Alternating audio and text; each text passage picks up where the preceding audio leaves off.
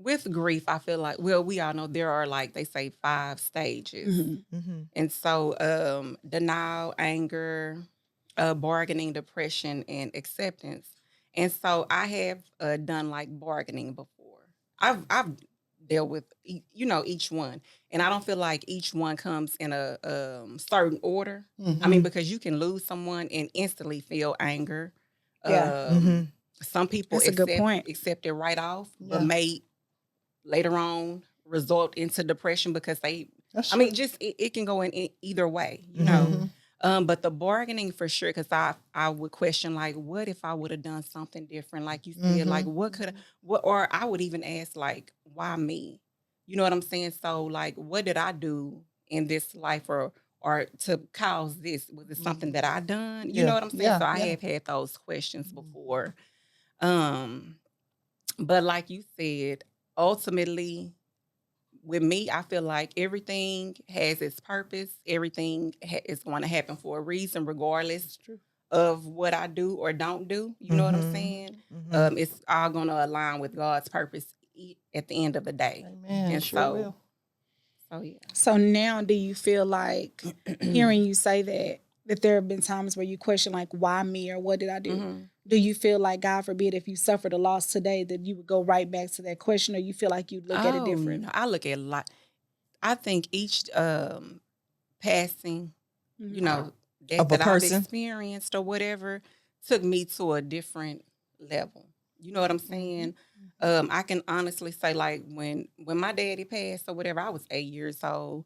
And so I think I was a little mean little girl. I had my little moments where I was kind of mean. When I lost my mama, I think a part of me was kind of becoming like self-destructive a little bit, drinking a little more, smoking weed or whatever. And I was just wanting to be on the go, trying to numb it. Yes. Not wanting to deal with what I was experiencing, Right. you know. Right. And then when Tedrick passed or whatever, it just opened up a whole nother, it was just a totally different experience. I just started looking at death in a whole nother way, only because like things that transpired during his passing or whatever. And it just made me realize, like, for me, it may not be the truth for somebody else, but I feel like when somebody passed, I don't even look at it as death. I feel like they're passing.